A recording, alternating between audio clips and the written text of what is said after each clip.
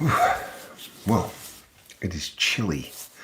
That sound you hear is me rubbing my hands together because it's one of those very, very cold days outside. And I'm not talking loud because, once again,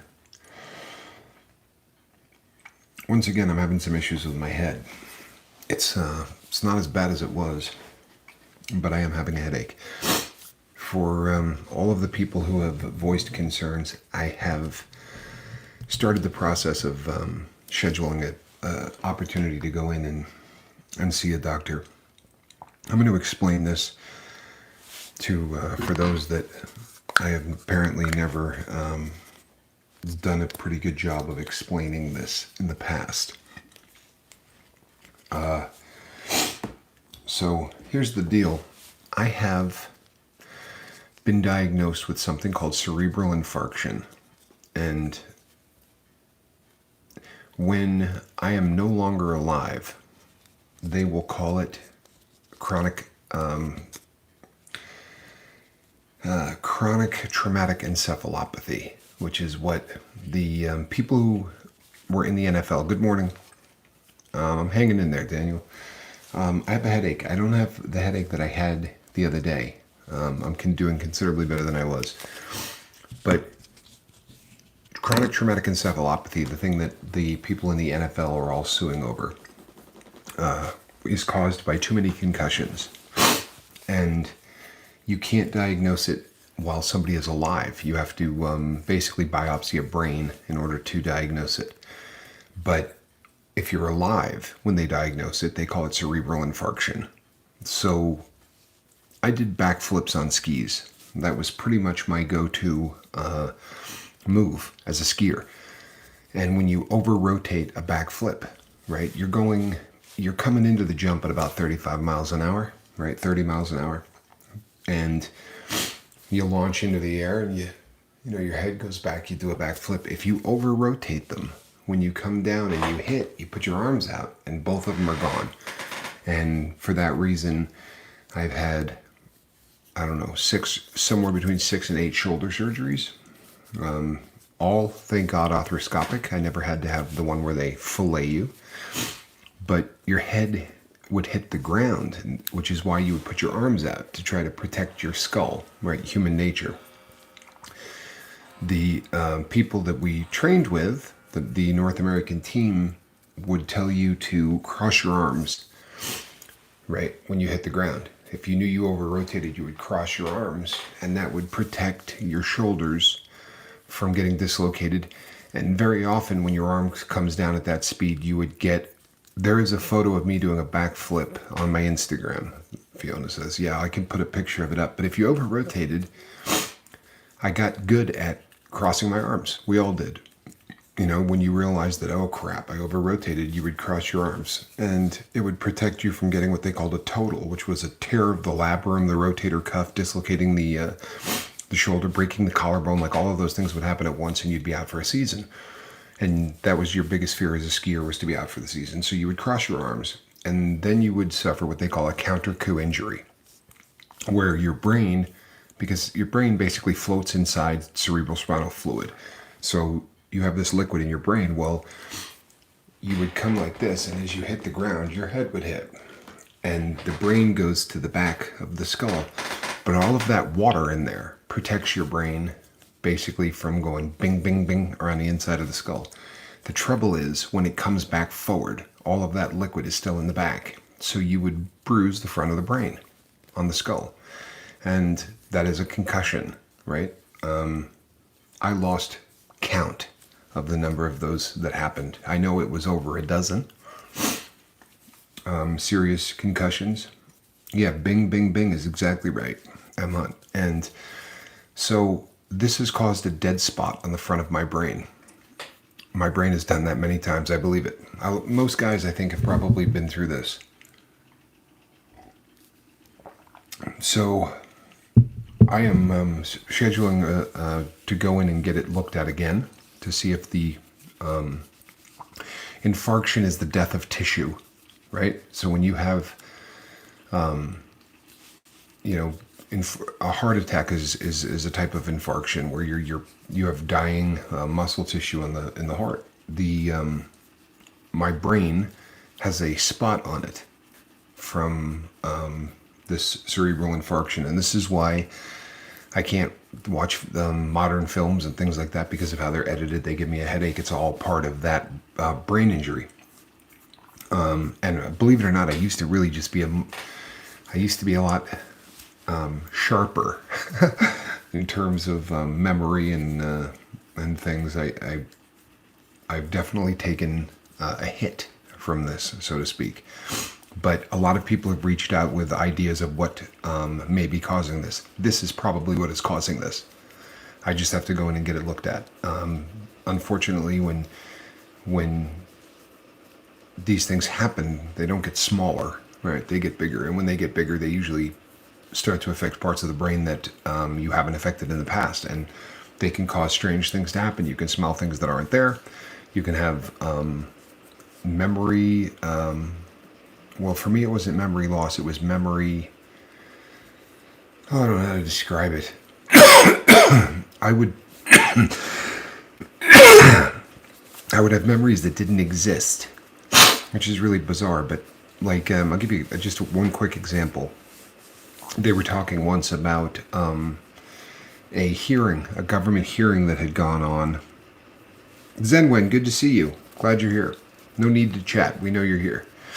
So I was talking with my father back in the day about, it was the Clarence Thomas hearings. And I said, oh, I remember those. And my dad said, you remembered watching them? I said, yeah. He said, why were you watching them? Right? You know, he was sort of interested because I was quite young at the time. And I said, well, I remember being, in Vermont and, sitting in the living room with you and talking about it and this and that. And my dad said, we didn't live in Vermont when that happened.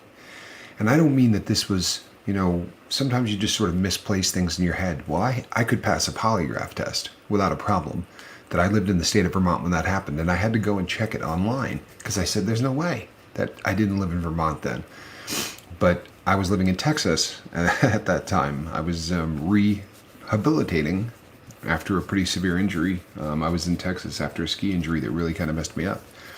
But it never happened. So just weird things. But that's so too. I appreciate all of the people reaching out.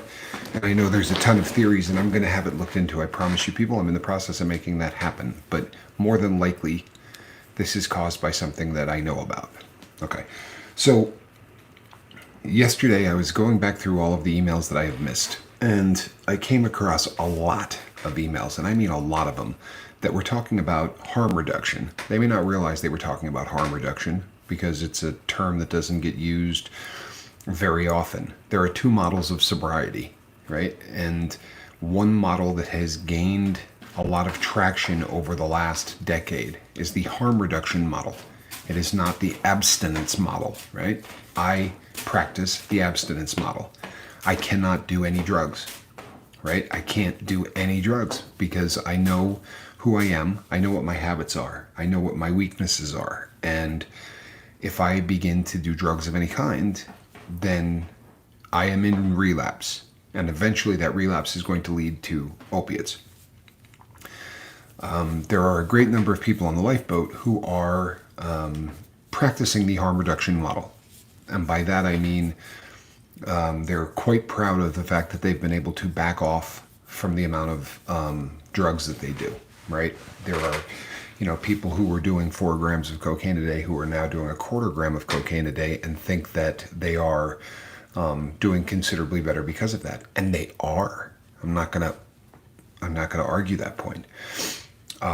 But they then would like me to pass, absolution and tell them that the abstinence model is just fine and it's great that they're doing that. And I'm limited to 8 beers a day in the last 2 weeks and won't drink this weekend. Well, there's harm reduction right there. Now, there are people for whom they would like me to say to them, you're cool. It's not. I can't answer that question. You understand? I can't answer that question for anybody. The only person that can answer that question is the person who's emailing me and asking me to answer that question. The question I get is this good enough? Or, is this... Here's what I will say. There are people who are not so far gone that they require full abstinence. Normally, they don't show up on the lifeboat, right? Normally, by the time you find me, it's because you're in deep doo-doo, right? But I can't, and I was astounded at the number of people, first of all, I had about 80 emails I had to go through. So, but I would say that a lot of them are people that I've never talked to before. There were people that were brand new to the boat. And the number of who wanted me to tell them whether or not they were addicts. I know it's terrible, but at the moment, I'll have to go through withdrawal this weekend and start all over again. Emma, like exactly the point I'm making right now, I can't judge anybody for anything. That's not what I do. And I certainly can't tell someone if harm reduction is a model that is going to work for them. I can tell you that when I wanted to change my life, I had to shove every chip I had into the center of the table. When I wanted to become Tommy Scoville, the new and improved version of who I was, I had to. It's not working for me, I promise. M. Hunt, I appreciate your honesty and your openness. I really do. That's not an easy thing for most people to do. One of the things I do want to say too is that I would say 6 people who emailed me. Mark, good to see you. I had a serious internal brain injury in 2003. Woke up, doctor asked what year it was. Yeah, I said 1983. Yep, been there and done that. I go through that kind of stuff. Sadly, sometimes it happens without the injury because the injury's already there. Like the thing gets bigger, and for a couple of days I'm not quite right, kind of a thing. But the number of people who were emailing me and saying, and I'm not busting anybody's chops, people, please don't take it this way, but there are a lot of people who, when you start to talk about the harm reduction model, they have a list of reasons why this is the better model than abstinence. And depending on what the substance is, right? So there's somebody, and it doesn't matter, I'm not sharing any names or any stories, but there's somebody whose substance of choice is amphetamines. And the reason that they're doing the harm reduction model is because of the, I believe that too, M. Hunt. He said, my health was amazing last month. Now it is almost, and alcohol is one of those drugs that can really take your health down a few notches quickly. But this individual who's doing harm reduction on amphetamines has basically said, there's no way I can work if I don't do this. There's another individual whose substance of choice is benzodiazepines. And they said, I was 2 in 1983. Thanks, Fee. I needed that one.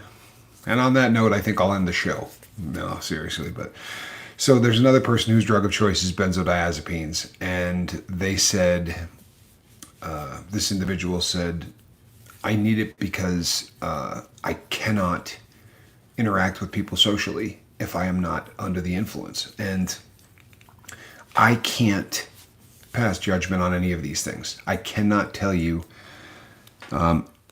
alcohol separates the spinal fluid and prevents it from mixing with minerals in the body. It does so much more than that. Alcohol, I've talked about this. I spray it on my watches after a dip, right? Because it will get rid of all liquid. And alcohol is an enemy of water. Well, I shouldn't say an enemy. It's madly in love with it, right? It's also hypoglycemic. So it's stealing all of the sugar that you need for your brain to run right? Alcohol leaches sugar out of the body, and it also absolutely takes all liquid out of the body, which is why you get cotton mouth so viciously the next day, and why you are so dehydrated you feel like you got to drink a gallon of water. But this individual that everybody who sort of justifies why they need their substance of choice, you will have to. I was behind the Berlin Wall playing with the Soviets. Heavy. People forget about that wall. You have to do soul searching and decide whether or not this business model is something that works for you. Here's what I will say, and I'm not trying to offend anybody. If you want change to happen, real change, if you want change to be complete, then you got to shove every chip into the center of the table. And as a guy who worked as a public speaker and who spent 3 decades on an opiate for the purpose of relaxing, when you walk out on stage to 5,000 people, to speak, or 4,000 or 300 or whatever, there is, even if you are not at all freaked out by public speaking, there is a very serious, I don't know whether adrenaline is the right word. There is a very serious discomfort that you have to get over, right? And you have to get over it in the first couple of minutes of being on stage, or you can't do what you do. And for that reason, many performers use opiates, or they use, don't do it, or they use benzos or things like that so that they can be more relaxed when they go on stage. And I did this. And I remember telling people, I'm never going to be able to do what I do sober. Because and I would tell them, and I would, my justification was always to say to people, yeah, are you afraid of public speaking? Well, you should try to get out there and do that sober. And the truth is, there's nothing I can do on this planet that I can't do sober. Nothing. But it's different, and it requires a different level of commitment, and it requires a different level of thought process and all of these things. But I want people to believe that if you really want to change, then I think the harm reduction model is probably not the ideal mechanism for change. To step down the amount of cocaine that you're doing and say that, my life is going to change, but I need a little blow in order to do what I do for work is not. It's not something that is particularly effective if you want to become a new person, because the new person is going to want to do more cocaine, and that's the name of that. The problem is that by the time most people find the lifeboat, they're drug addicts. Harm reduction works great, and I keep using the term because this is a really big issue in recovery. There are a lot of people that talk about this. There are books being written on harm reduction. You don't need to quit. You just need to get it under control. If you could get it under control, you wouldn't be on the lifeboat. If you could get it under control, you wouldn't be a drug addict, right? Now, there is the illusion of control to where for a period of time, you're going to be able to do that drug. And, what really is happening is it's taking a long time for a full relapse. Right, and there are people who feel like they're under control. I don't know. These aren't fun shows. I don't want to be anybody's Jiminy Cricket. I don't really want to be anybody's conscience, but or pass judgment on anybody or do any of those things. That's not why I started this thing. I have no desire whatsoever to play that role. But the number of people who reached out to me in the 2 days that I was gone to tell me that this is the model they're going with. I would feel a bit hypocritical if I didn't at least tell people where I stand on the harm reduction model. Come on, squirrel. Harm reduction as a concept, right, works great for 19-year-olds. This is really where the concept was developed. If you're 16, 17, 18, 19, and you're a pot smoker, or you're somebody that gets drunk every weekend at college, and your drug career is 3 months or 4 months, then this is a concept that works beautifully. Let's see if we can get this person back under control. And by the time they're 24, they can be a social drinker. I'm not capable of being a social drinker. Oh, well, thank you, Lady Crispin. I'm not capable of doing anything socially, and I'm not even an alcoholic. I never have been.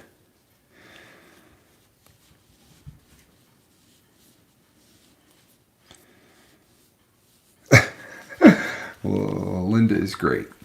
Seriously, Linda is the absolute best. I wouldn't want those memories. I used anything and everything to forget. And I'm glad that you said that, Mark, because this is another one that I get all of the time. I have memories that are so bad that I can't cope with life unless I use. And here's the thing. I believe that is absolutely a fact for most people. But coping in life is not a matter of, and I'm not picking on you, Mark, because you're obviously there anyway. But for some people, they believe that the only way that they're going to cope is by deadening their senses with the use of drugs or alcohol. That's not coping, right? That's avoidance. Coping is when you actually take action to learn how to get through whatever it is that's causing the real problem. M. Hunt says one drink. So I'm not picking on any of you. If you're one of the people that sent me an email and you're talking about, you didn't use the term harm reduction, you might not have even known what the term harm reduction is. But what it comes down to is harm reduction is a really great concept for kids. It really is. It's a great concept for kids because there's not necessarily a reason to tell a 16-year-old who got a DWI that he can never drink again, because he's become a full-blown alcoholic. Very, very often when we're young, we make such bad decisions that we skip stage 2 and 3 of drug addiction, right? Where the socializing and the tolerance building and all of that, we go from experimentation to we're in trouble with the law, right? So you skip the two other steps on the ladder, and by skipping those 2 steps, now we can go in and we can do harm reduction. We can say, do you see what this stuff is doing? Squirrel. Do you see what this stuff is doing in your life? And you can sort of, at that point, it becomes a pretty legitimate thing to go in and try to work at a harm reduction model. I, however, don't believe anybody here on the boat is probably a prime candidate for that. So if you're thinking to yourself, I need this so I can work. I need this so that I can cope. I need this so that I can relax. My answer to that is you need to fix yourself. You need to find out what the problem is. And I spent a long time doing this. It's not an easy process, and it's not a fun process. Finding out why you are an addict is the hardest thing in the entire world. I'm getting my retirement check from my last job soon and setting up my work from home area. Nice. People, if you've never seen M. Hunt play an instrument, it's pretty impressive. And then to find out that it's not actually the instrument he plays was even more impressive. But M. Hunt is a very talented guy. M. Hunt says, I agree, Tommy. It's not easy or fun, but I agree. And this is the reason, in my opinion, and it's just an opinion, but this is the reason, in my opinion, that most of us don't make it. Most of us don't make it because it's not as hard as people think to quit. In fact, there are a bunch of fallacies that are surrounded in the community of addiction recovery and things like that. You got to quit for yourself. You can't quit for anybody else. That's BS. You can quit for your daughter. Believe it. You can quit for your son. You can quit for your mother and father. You can quit for the better good. You don't have to quit for you, because very often we don't really respect ourselves enough to quit for ourselves. That's one.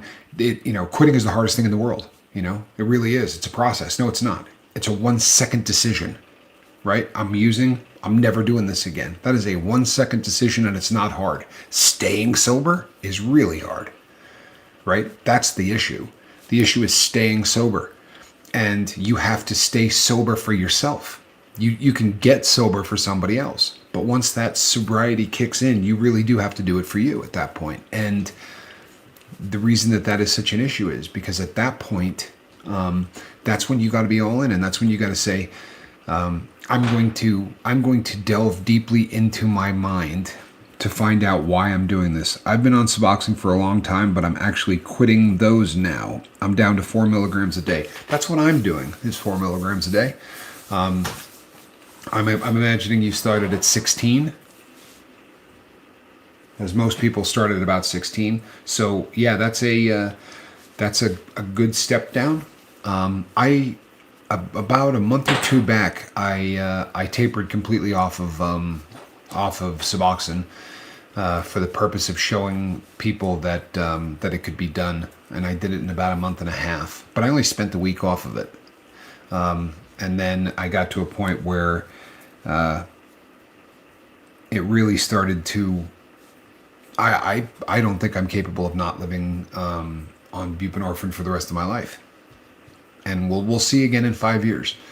Or 3 years or whatever. I'll continue to quit every once in a while and see if I can make it. But for me, I did a lot of damage, and there's a lot of science to say that you can damage the MU2 receptor to the point where you're never going to be right again. And the same thing happens. A lot of research says that the same thing happens with amphetamines and their receptors. M. Hunt, it's on the channel, Fiona. I hope you didn't take it down. Oh, I still have it anyway. I saved it. I'm talking about M. Hunt playing a bass guitar like he's Eddie Van Halen. Absolutely incredible. And he's not a bass guitarist, which is pretty funny stuff to me anyway. It's really funny stuff. Anyway, okay, peeps. So as far as the harm reduction model goes, if this is you, I'm not passing judgment on anybody. I'm not. And if you're drinking 2 beers a day instead of a fifth of bourbon a day, I'd be a real ass to say that that's not a better scenario, right? Or if you're if you're smoking a half ounce of pot a day, but you're not doing heroin, well, that's a pretty good thing then, isn't it? Right? And I'm not too tripped out about that either. Harm reduction is considerably better than full blown abuse, but it's not the mountaintop. And I think, before before we wrap the thing up, I think that one of the biggest reasons, is that M. Hunt, you're a stud. One of the biggest reasons is that, I don't want to step on anybody's toes either. I'm not trying to hurt anybody's feelings. I'm really not. You're way better off if you're doing harm reduction than doing nothing at all, right? But base camps, when you get to base camp, so to speak, I have said many times that sobriety isn't the end of the road, right? It's the starting line. Life doesn't start when you start. It really doesn't start until you stop using. When you really want to become who you are, that starts with full abstinence, because self-awareness doesn't happen at 12 beers a day. Self-awareness doesn't happen with cocaine use on a daily basis or amphetamine use on a daily basis, right? And the reason I believe that the harm reduction model is so popular is because of the false belief created by every single drug addict in the world that fun stops when we stop using, right?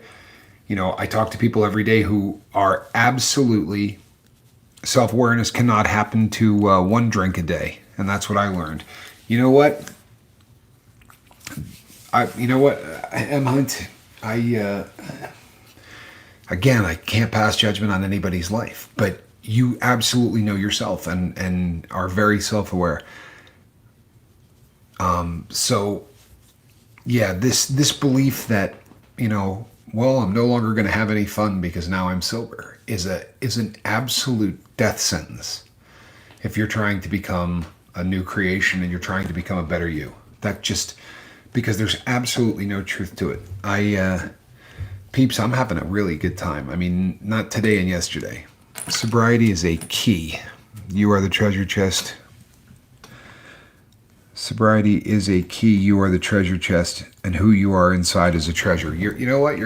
It's a great way to put it. It really is. I believe that sobriety is base camp, and that your life is Mount Everest.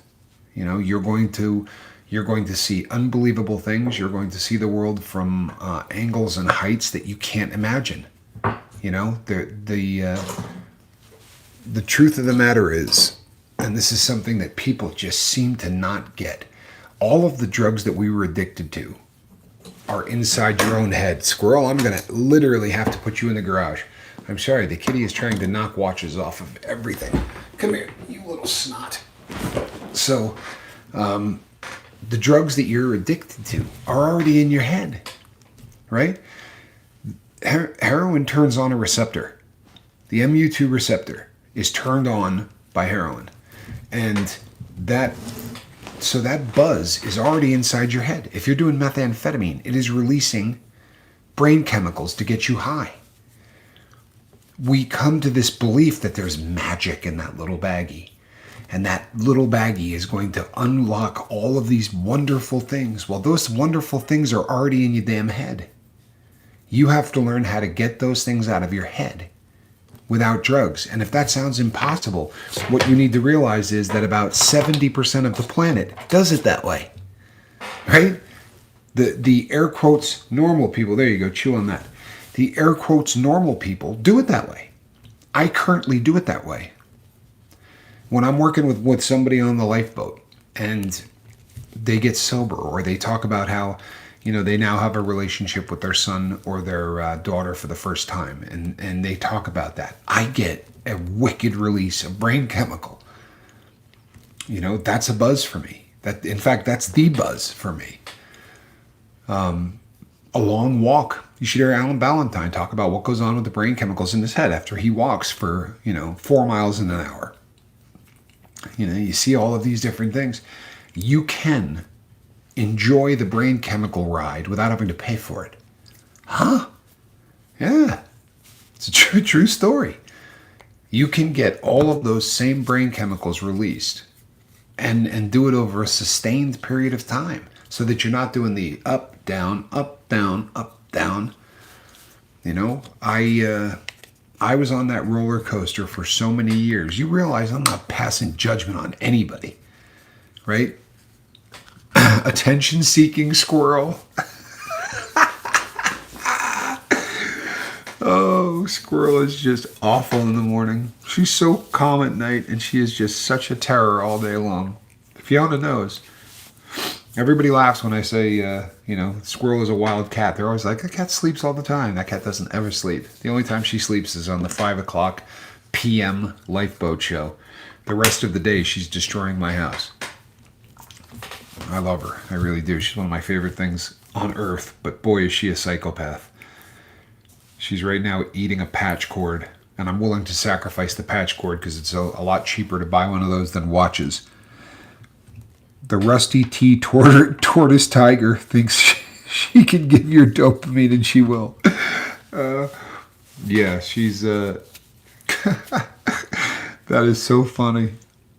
I got the Rusty T tortoise tiger. That is great. That really is. All right, people. So make no mistake, I'm not passing judgment on anybody. I'm not. And the only person that can answer the question, am I still addicted, or do I need to quit, or is this not the right... The only person that can answer that question is the person with the beer in their hand, the person with the straw up their nose, the person with the needle in their arm, right? This is not... Absolutely not for me to pass judgment or me to decide. The way I look at this game, right, is that my job is to have a platform for people like us to get together and talk about issues that are really important to us, to living a good life because of what we've done in the past. That's my job.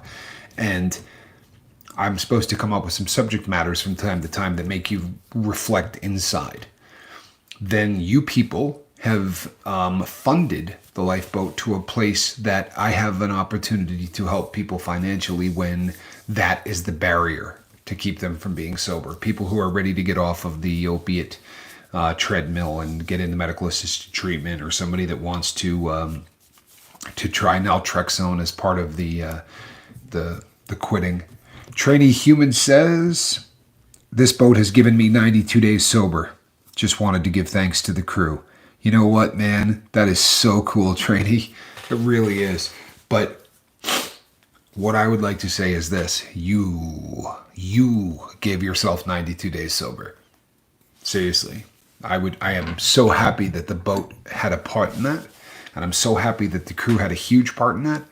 But make no mistake, brother, this thing here, that's you right here, right? That's you, because that is that's an all-in thing right there. I'd like to try ibogaine. I have twice, and that should tell you everything you need to know about ibogaine. I mean, if you want to try it as a hallucinogenic to have fun with and maybe explore your your mind, like people do with with ayahuasca, or people who do with psilocybe cubanis or whatever. But if you're trying to do ibogaine as a way to sort of clean the slate so that you never want to do an opiate again, because that's kind of how they market it these days, it doesn't do that for me. I don't know how, maybe for other people. The first time I did ibo, I did it in Mexico, and it worked for about 4 months. For 4 months, I was not wanting to do anything. And then it was like a light switch got thrown back on, and I woke up one morning and I was like, boy, that's it. I'm doing it.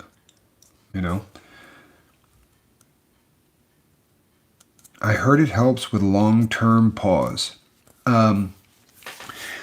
There's a lot of people who write a lot of stuff about ibogaine. My personal stormy weather. I don't believe I've ever said hello to stormy weather. Makes me think of the song Happy Trails, though, right? Just sing a song and think about, no, that's sunny weather. Sorry. Yeah, ibo is not, it didn't do for me what it's done for others. That doesn't necessarily mean that you should take that as gospel, because with everything, I've been here a few times. Well, I do like to welcome everybody. I'm sorry if I've never done that before. And thank you for checking out the boat. It means a lot. You should never take one person's, how something worked for one person and think it's going to be the same for everybody. Since you and I have been together, good jazz. I'm not a proponent of ibogaine. For me, other people have had some success with it. I had one friend that stayed clean for about 5 years off of ibogaine. But once again, the way that they tout it is kind of a, you're never going to have a desire to do it ever again. And I have not seen that happen too often with too many people. And God, I'll catch so much hell for this. But if you're trying to sort of work on your mind, right, and you want to sort of do this as a spiritual journey kind of a thing, to maybe find out what makes you tick and try to realign your id, your ego, and your superego, like that kind of a thing, almost like a chemical journey, then psilocybin seems to be doing a lot better for that than ibo. That's been the experiences that I have seen and had, is that if you're trying to do this as like almost like a spiritual journey kind of a thing, people seem to be having a lot of success with psilocybe cubensis, and they're also doing some wonderful, wonderful stuff for people with traumatic brain injury. I'm setting my quit date. Good for you. And you know what? That again, I don't beat yourself up about the again part. I get emails from people who treat me like I'm a guru of some sort because I sit in front of the microphone. I relapsed more than any person on planet Earth. I honestly would be willing to throw my hat into the ring as the person that relapsed more than anybody who's now sober. I honestly, if I'm not the king of it, I'm in the running. It's not that I even crave the opiates. I've quit dozens of times. It's the pause that always gets me. You know what? Send me an email, Stormy Weather, please. Send me an email, sober@myyahoo.com. That's MY, not Yahoo. This has really caused issues. I should just tattoo my Yahoo. Sober@myyahoo.com. It's, thank you. It took me 3 decades. And the key is becoming comfortable in your own skin, right? Quitting is not as difficult as people say it is. Staying sober is, because you can't get comfortable in your own skin. That's why drug addicts use. We sit around with time on our hands and we just get that feeling that we can't explain. And the nice thing is here, you don't have to explain it because everybody here knows exactly what the hell that feeling is. But it's just being uncomfortable in your own skin. It takes a whole bunch of discovery and a whole bunch of work to find out exactly why you're uncomfortable in your own skin. But when you find out what that problem is, then it really becomes a much easier road. Like I piss and moan a lot and I yell and scream and I'm not as calm as I should be, but I'm never at risk of going back to use. Right? I'm at risk of destroying something when I throw it against the wall because I haven't really gotten my anger, my patience, not even anger, but I'm just the most impatient person in the world. But as far as, being in risk of using again, that just does not cross my mind, right? I know why I'm uncomfortable. I know why I'm uncomfortable. And when you understand why you are uncomfortable, then, then those moments of discomfort that make us use, then they're not an issue anymore. But that requires a little bit of work. Don't quit quitting. I love that term, man. I really do. I wish I hadn't promised the world I wouldn't put that on a t-shirt again, because I really love that. Never quit quitting. All right, peeps. We're at the 41-minute mark. The morning bids are never an hour. If some days they might end up, they may end up becoming, an hour at some point. But live at the Fives, the Lifeboat, 5 a.m. and 5 p.m. Today, I will be at a antique show, a watch expo kind of a thing, selling vintage watches all day long. But I will make the Lifeboat the worst possible. We do need more t-shirts, Lady Crispin. Why don't you talk to Linda? I bet she could get on it. Linda's a good worker. Yeah, be careful what you wish for, Fiona. And no, we're not putting the word Vegemite on a shirt. So I will be here tonight. Worst case scenario, I might be 5 minutes late, right? Because I have to drive from the convention center to here. But if I'm late, it won't be more than 5 minutes, people. So just stick around. I imagine that I'll pull it off with time because I'm going to leave a little early. This is the same show that I do every couple of months. So ZW, we will see you tonight. Thank you for all that you do and all that you are. All right, people. I am Captain Tommy Scoble. I'm going to be back tonight. Same squirrel time, same squirrel channel. At the Fives, right? You can't screw this up anymore, people. I'm live at the Fives. I love this boat, too. Question before you go. Sure. I will happily take a question before I go. Just a song before I go.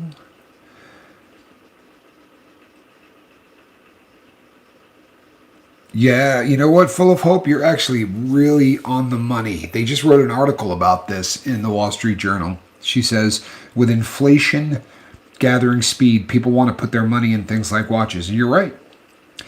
Is it possible to know the problem without wanting to face it? Sure. You mean to know the problem that makes you uncomfortable in your own skin? Yeah. Now, if you don't face it, are you going to be able to live the best life possible? In my opinion, probably not. But here's the thing. That really gets down to the individual, doesn't it? There are, like, I'll give you an example because I'm not giving you a name or anything else. But I worked with an individual on the Lifeboat for a period of time, and then I got them help that was far better than the help that I could give them. But this individual was molested by her grandfather, right, for a period of time. And facing that is really, really tough, right? That's something that, obviously, that really had a lot to do with the drug use. But facing that is a brutal thing to do. And what happened is we got her to somebody far more intelligent than the bank robber sitting in front of you. And they were able to work with this individual. And she kind of graduated the boat. But every once in a while I get an email. And the last time I got an email, she was 7 months sober. And the process of her coming to grips with what, was just the awful traumatic situation brought on by one of the world's biggest pieces of trash. That was something that required a lot of professional assistance to face. My experience, Colburn, has been that facing what the issue is truthfully freedom. It's not fun. It really isn't. And for some of us, we have to face it every day, And for some of us, like I'm a great example. What caused me to start using is one thing. Then the stuff that I did while I was using is another, right? And the stuff that I did while I was using has brought on a level of guilt. I'm in more danger of relapsing from that than I am from what I was running from when I first started getting high. Because by the time I was 30 years in, you rob a bunch of banks, you go out and collect and hurt people for money, and you do things that are just difficult to look at yourself in the mirror. Watch the video I did on watching somebody die and doing nothing about it. Coming to grips with the things that we did when we were on dope can be just as difficult. But facing the demons that cause you to use, I personally think, for me, freedom started that day. But I can't tell anybody. I can give you my opinion. That's, I'm good at that. But I can't tell anybody. You absolutely can make a decision to know what that is and to not necessarily have to fight it or face it down, but just be aware of it. You can live that way. And if you think that the way you're living is making you happy, then just go with it, right? But if you feel like the way you're living has got you on a 7 on a scale of 1 to 10, I'm here to tell you that 10 is attainable without chemicals. I'm here to tell you that. I don't stay at a 10 all the time. I really don't. Lady Crispin could tell you more than anybody. I probably spend a decent amount of time at a 6. But my 10s are incredible. And I do everything I can to minimize the 6s and maximize the 10s. Right? Okay. I'm going to go and load up a car with about 500 watches and head off to the convention center and start setting up a pretty display for all of my shiny baubles. By the way, Mr. Wolf and Mr. Hunt, your watches are packaged and will go in the mail Monday morning. They have been going through a final tune-up so that when you get them, they actually keep really good time and all of that. So both of those watches are going to be on their way Monday morning, and they go out like 2-day mail, so you should have them early next week.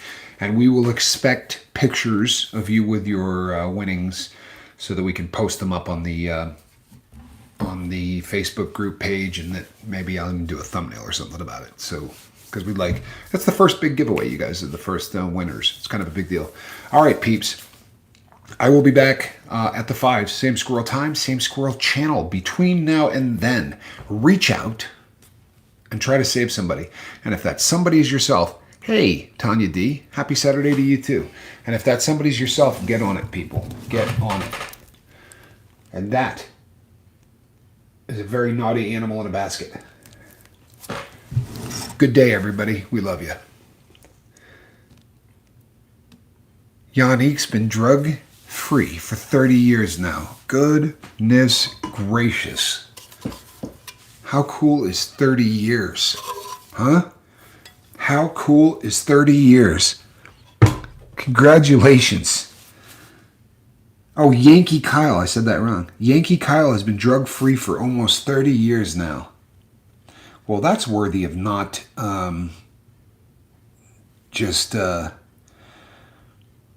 yeah, the 30 years, man.